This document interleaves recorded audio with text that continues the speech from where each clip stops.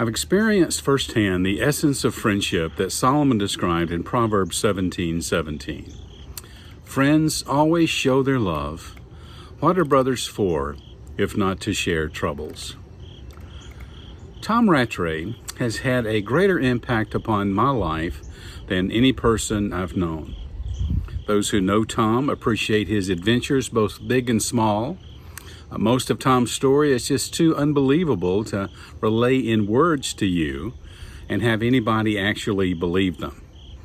You see, it isn't his novel writing or his humor or his hang gliding or his navigation of his sailboat Amazing Grace or racing through the streets of Italy that got through to me.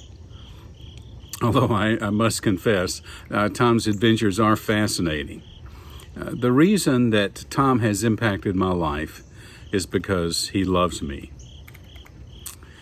Tom loves people with a force that's like the wind or the waves on an ocean. He loves effortlessly. There's no explanation for a man who can love this well except for God. He epitomizes love every day.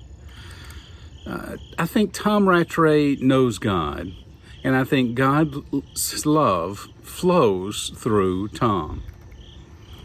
I don't know how to explain Tom's love except to say that it's utterly and delightfully devastating.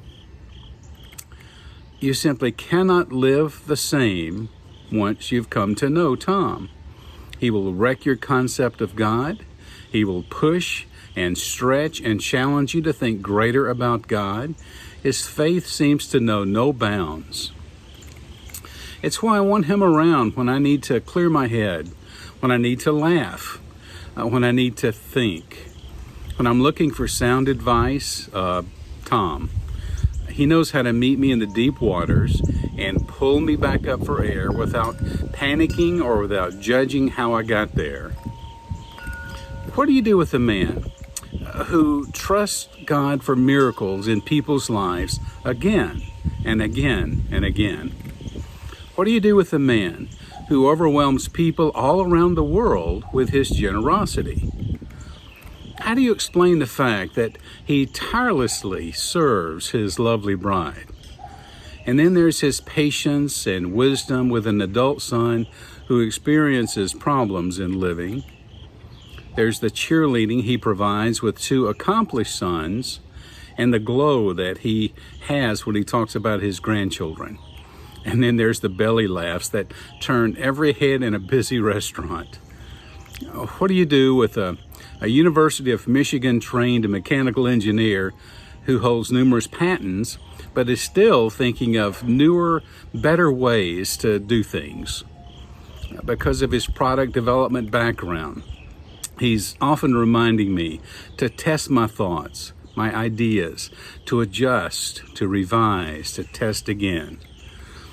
One issue his engineering mind is still trying to resolve, however, is why his beloved Maize and Blue can't win more football games like my Crimson Tide. That's the source of many dialogues between us. What do you do with a man who knows everything about you, both good and bad, and still shows up to support you? Tom came into my life during a season of trouble some 20 years ago. He offered to help. He came alongside me exactly when I needed him. He spoke truth when I was bombarded with lies. He gave me guidance. He mentored me. He gave witness to what he had seen and heard and experienced with God himself. He left what all of that meant up to someone else's interpretation. But Tom gave me a passion for what life could really be in a person's life when they were restored by God's power. Tom makes me want to be an exceptional person and to live an exceptional life. Without Tom, I doubt I would have ever realized how remarkable life can really be. Tom is the one I've learned the most from over my life, but he doesn't even think he's teaching me. He just thinks that we're friends. When I read Proverbs 17:17, I see my buddy's face right there beside that verse. Friends always show their love. What are brothers for, if not to share troubles? Who in your life needs you to bear witness to God's love by being a true friend?